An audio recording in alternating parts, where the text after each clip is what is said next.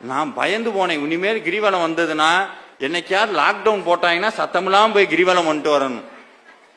அவன் பாட்டுக்கு வரான் சார். திருவண்ணாமலையில அந்த இந்திரலிங்கத்தில் ஆரம்பிச்சானா 1 கிலோமீட்டர் பாப்கார்ன், அடுத்த 1 கிலோமீட்டருக்கு முறுக்கு, அடுத்த 1 கிலோமீட்டருக்கு இட்லி சாம்பார் சட்னி. அதாவது பரவாயில்லன்னு நினைச்சேன்.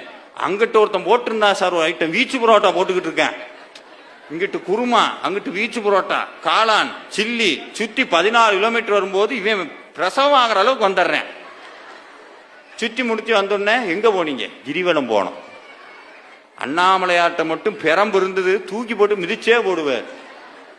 அப்படியெல்லாம் போகக்கூடாது. அண்ணாமலைக்கு போகும்போது எப்படின்னா, அண்ணாமலைக்கு போகும்போது சாமி சொல்லுவார், வாரியார் சாமி சொல்லுவார், நடக்க நடக்க ஒவ்வொன்னா மறந்து போகணுமா.